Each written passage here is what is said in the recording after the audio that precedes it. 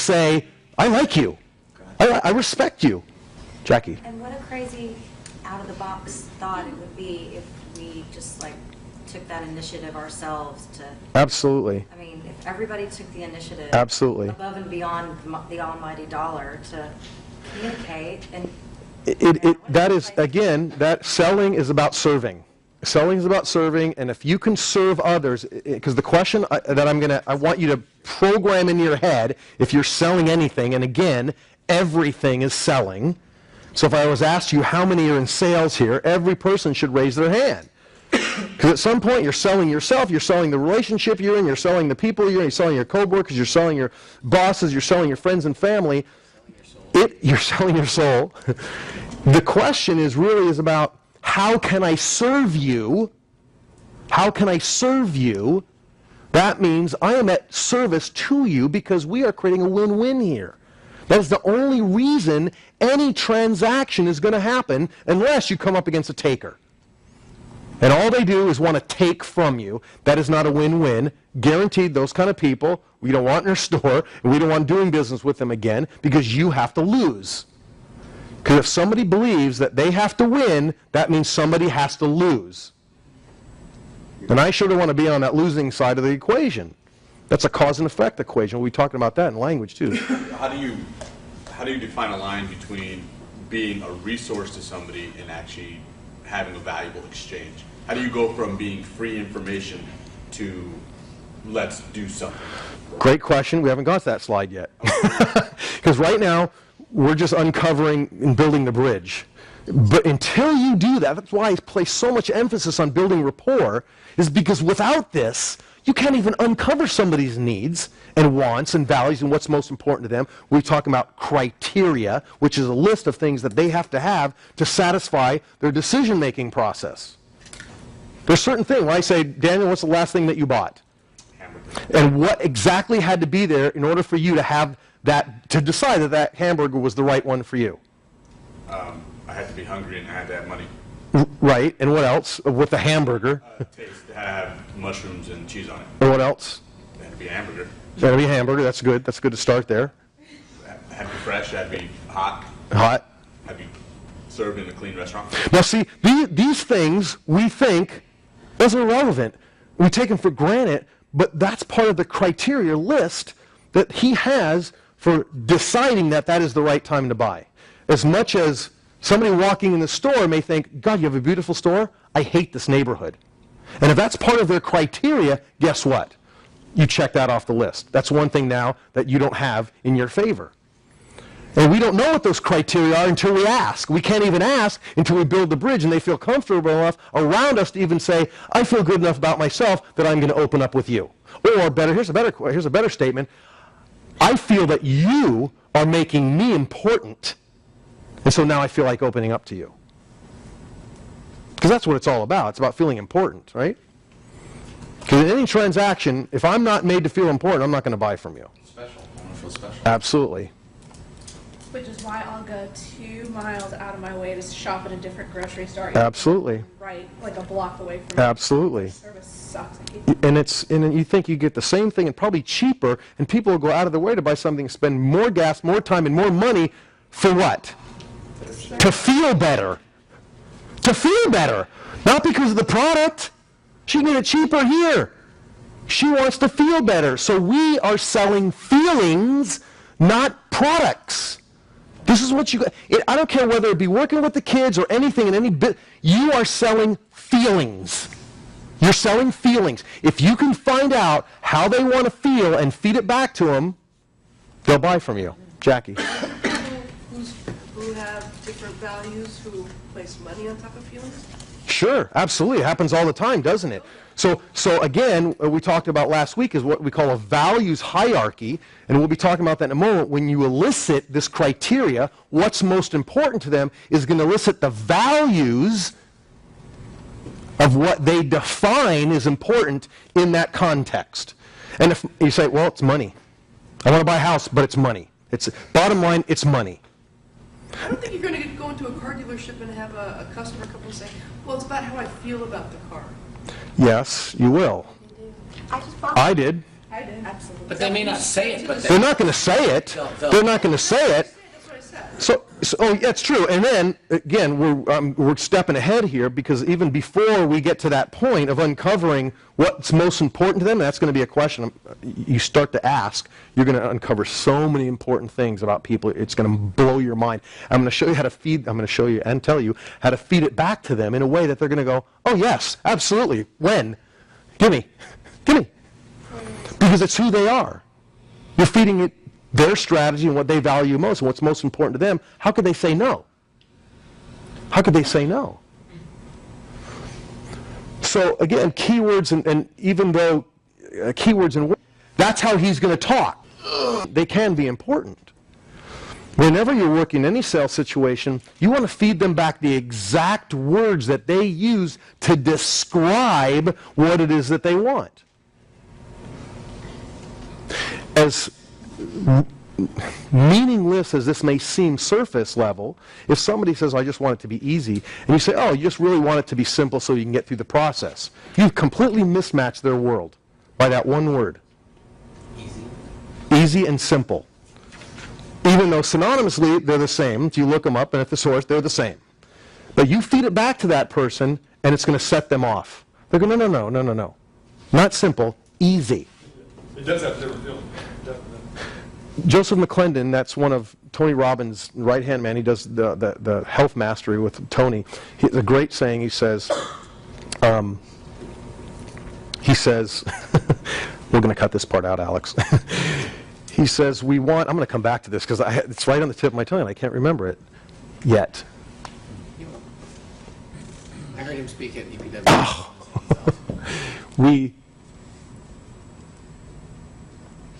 Life is simple, but just not easy. That's what he says. Life is simple, but just not easy. Now you put it in a context in those two words, and it separates them completely. And yet, what we think internally, because it's our map, we're communicating with somebody, we think it's important. Well, that's just the same thing. It doesn't matter. And it completely sets that person off, just as much as a handshake may interrupt somebody's pattern and disrespect them. The words can too. So it's important when we're communicating with somebody is to really pay attention, step into their world, and mirror back the same words to them. Yes? Wouldn't that be the same example? And I just immediately went to this. Yeah. Where people get me wrong, and I'm just, sorry guys, generalizing men in general, Yeah. and say, wow, you take things too seriously because I won't allow them to treat me a certain way in the beginning, and then it goes from being Sure. difficult, yet I'm very simple if you get to know me, Right. but I'm not easy. Right. Yeah, absolutely. Absolutely. And there's uncovering beliefs about that too. I mean, once you get to know me, it's like, don't disrespect me, and I don't want to talk about that. That's my boundary. Right. If they can't get past that, then usually I'm the difficult one. So I go, okay. There you go. And that's the thing, and that's a whole other part of communication, though, is setting proper boundaries. Is that understanding that when your boundaries are violated, what do you do about them? Now, we all get our boundaries violated every day. Some more important than others.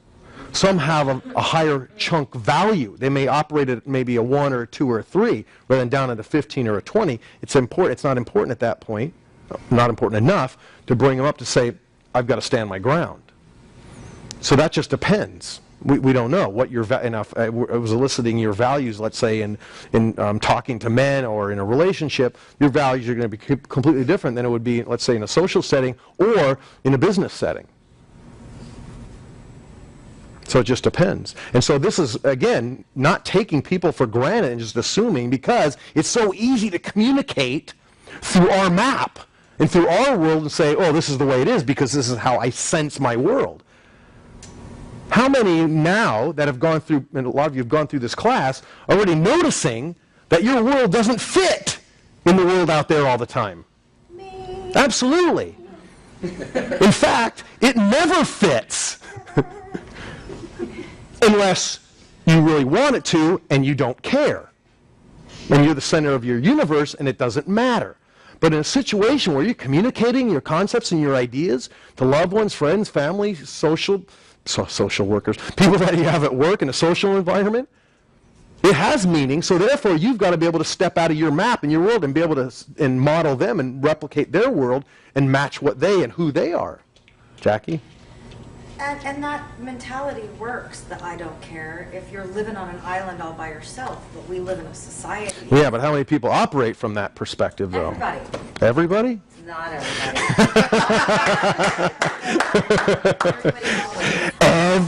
Everybody does that every day. They always say that. And studies have shown that they say that. Society together. Sure, I mean, you have to. How could you, look, you couldn't operate in the world, in your world, if every moment it was all about somebody else. It's impossible. It's I'm satisfying your needs, their needs, the world's needs, every moment. That's impossible. That means you're not eating because you don't you're not breathing properly, you're not taking care of your body. I know parents that do this. Their whole world is wrapped up in their kids or their husband or their wife. And they come second or third or sometimes way down 10th. And they wonder why their world is crumbling. You can't suffice if you're not up in the top 3. Or not 2. I mean, personally, my saying is, you have to be number 1. You've got to take care of this first, because when you take care of you first and you do it congruently and properly, you're able to take care of everyone else. It's funny. I used to date someone that he took care of his parents, and he would spend every last dime taking care of his parents, and then sit there by himself when the electricity got shut off in the dark. And wonder why Nice. yeah. Did you understand how to take care of? Yep. It's like, wow. And, Yep. It happens. I'm actually working with somebody right now, and that's the exact process, is getting them back into taking care of themselves first. Because their family will suffer. considered that selfish, you know? Right. And again, that's a value. What's most important? Where are they in that hierarchy? What do they play? I can guarantee you their priority as far as who they are is probably down at 5. Yeah.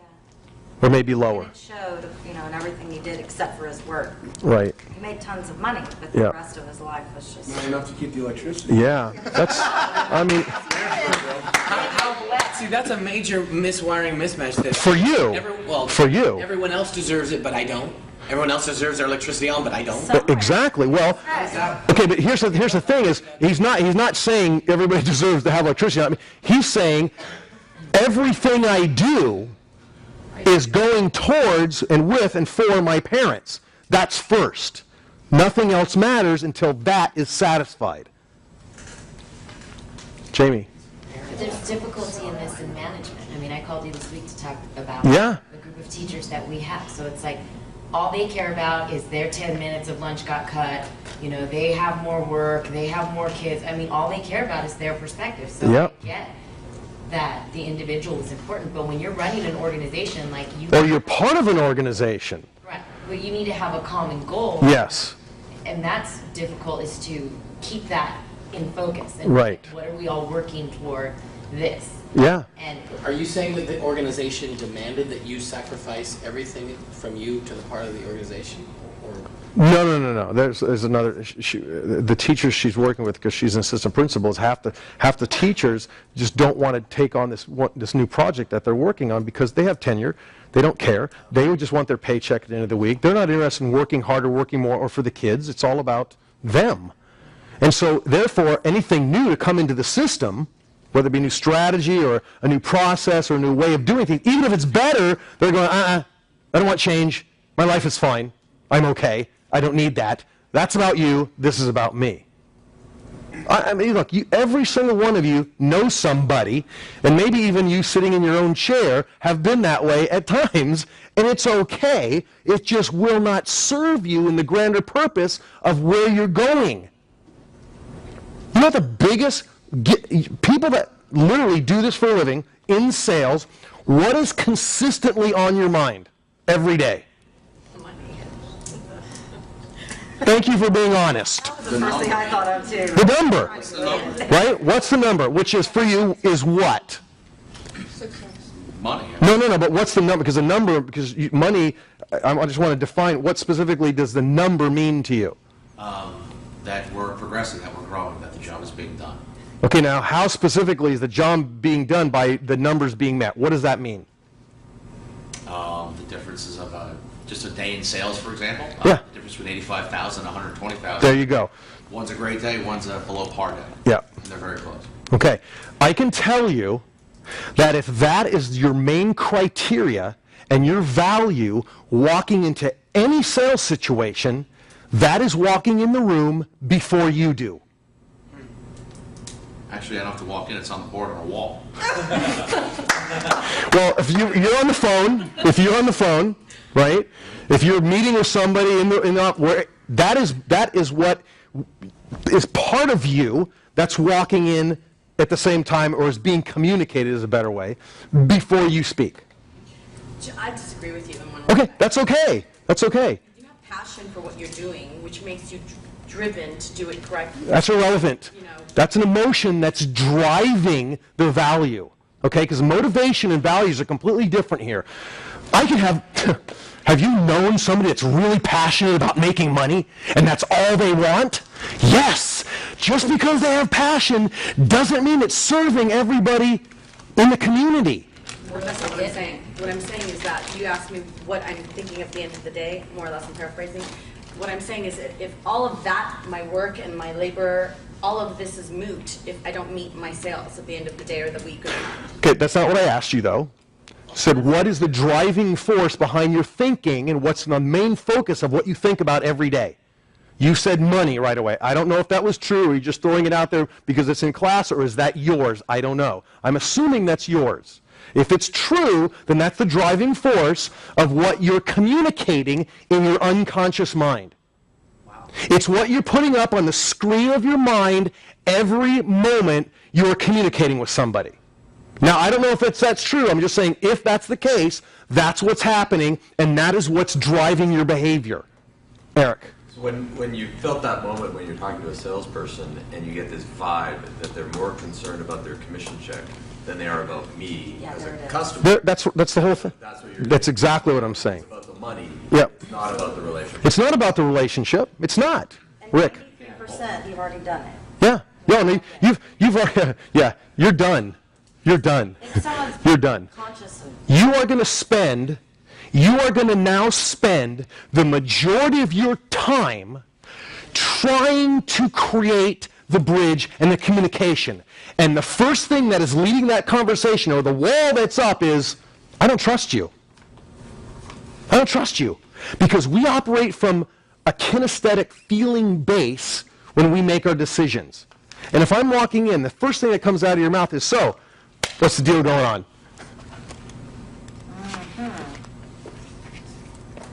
So, what'd you come in here to buy? I have things that you're going to love. All your intent is to create that. That's a facade, because that's all it is when we put out, rather than the customers going, whoa, I'm just looking. Now, I have ways to answer that, but if that's the primary focus, and that's driving the behavior, they're going to feel it right away. And nobody wants to be sold or told what to do. Rick, you had a question? This is so important because the individual need, obviously, and what your values are is a big deal. Like, you have to take care of yourself, so you've got to think about yourself. Right. But then if you have this company or this organization or this philosophy or what you're trying to do, how do you join the two? I mean, at some point something has to take more priority, doesn't it? I mean, I don't understand. How do you get both? It's a great question. So the question is, how do you meet somebody's needs and how do you meet your needs? Really? Because you're talking about values and what's more important. Your needs and their needs, right? How do you build the bridge? How do you fill the gap?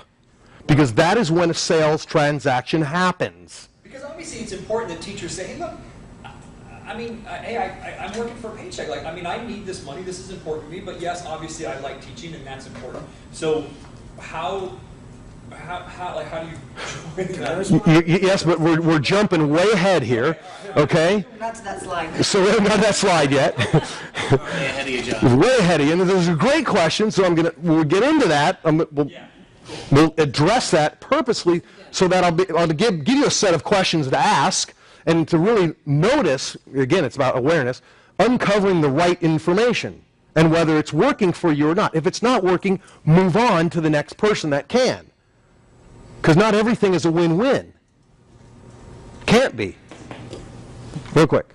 I find the biggest fault in salespeople when I go to buy a car or something like that is they're not monitoring how I'm reacting to that. No, they're selling from their selling strategy. They're using their strategy to sell to you, and it's not your buying strategy, and that's the biggest problem. They're always going to be conflicting. Always, no, not always. Just that most of the time, that's what they're going to come from, that's what they've known, that's what they've experienced, that's what worked in the past, so that's what they're going to repeat. Unless they get lucky like the guy that did. Unless they get lucky, and which is really not luck, because it's me walking on the lot with that person's selling strategy and my buying strategy are in cohesiveness or congruent with each other. He wasn't listening to you. No, he wasn't at all. He matched to your Absolutely, just happened to match my visual strategy, and it worked for me. Angel. I guess I was going to say, you have to believe in your product, and you have to. Of course, and that all that's a lot of presuppositions before. You know the company, you like the industry, you like your product, you like the opportunity with what you're doing. I mean, that all presupposes that. Once you get to that point, we're talking about a very specific moment in time.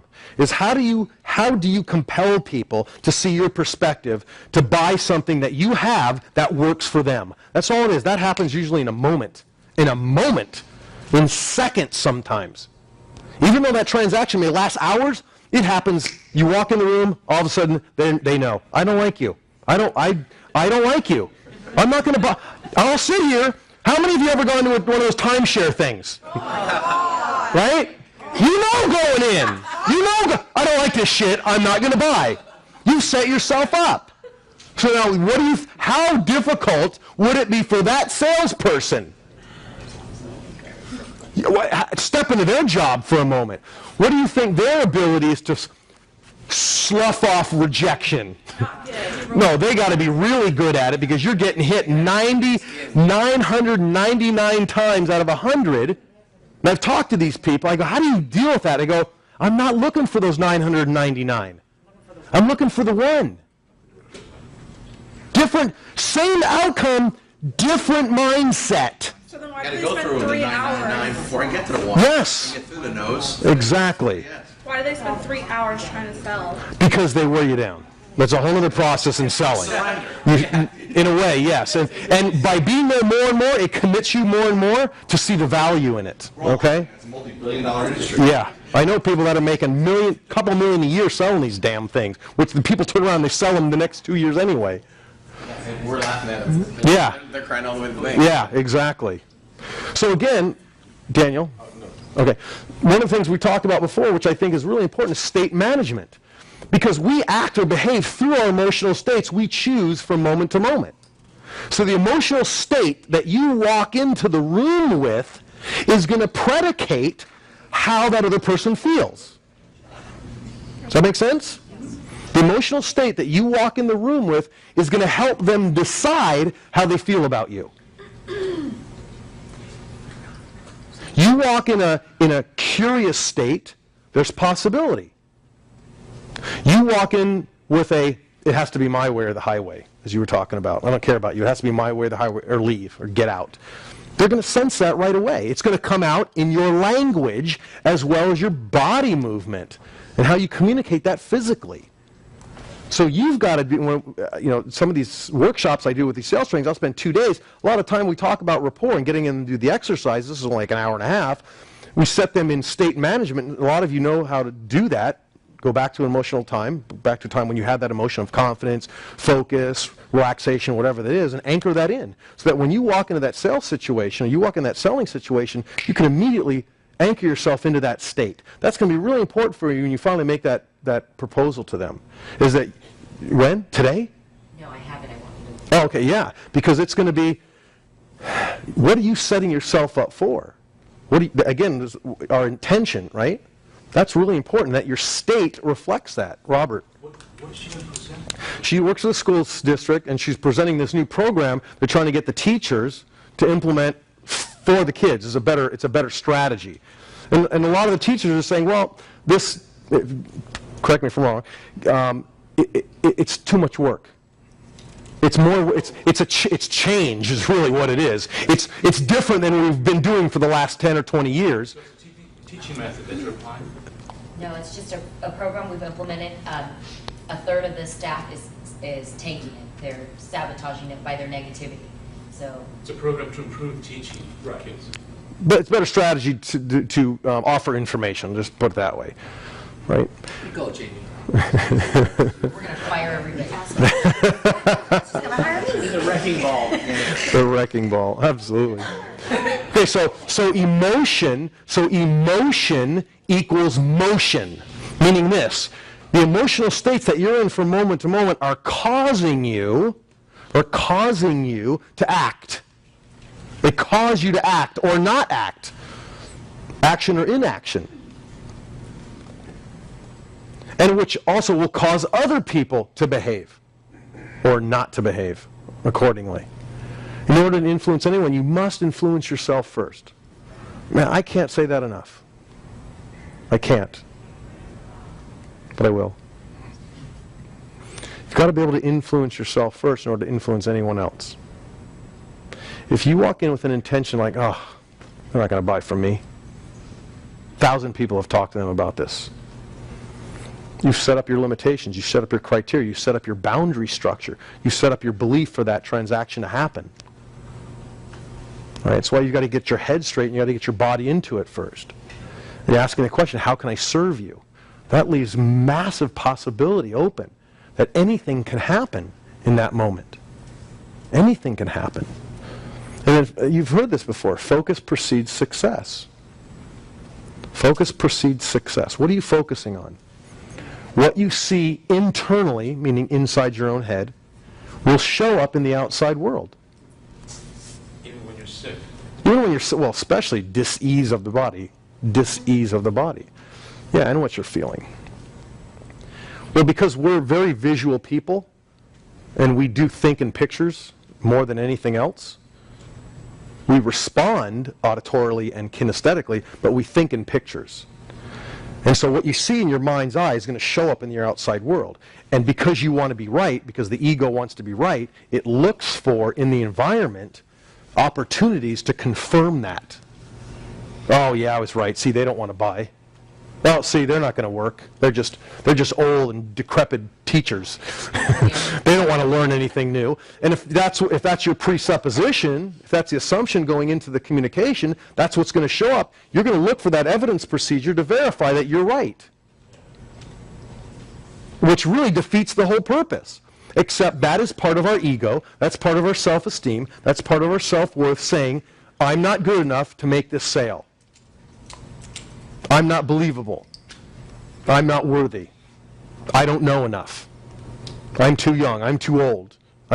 All these limiting beliefs that we have about our self-esteem. Walks in the room before you do. So it's setting your intention and buying into it, and then operating from a physiology of excellence. You know, because confident people don't walk around like this. God, come into my store. I just know you're going to find everything you want. Right? And depressed people don't walk around like this. Yeah. Just doesn't happen, you know. I did. Good. Hey, take my wife, please. No, I'm not good. Actually, I got to know Rodney Dangerfield. Yeah, my parents bought his dining room set when we were young. It was so funny. Anyway, so let's not go there. What was his buying strategy? So, plop, plop, fizz, fizz. What really finished?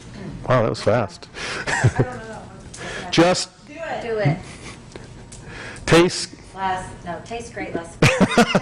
Why does a girl know that? That's reach out and it's a Small world after all. takes a licking and be all that.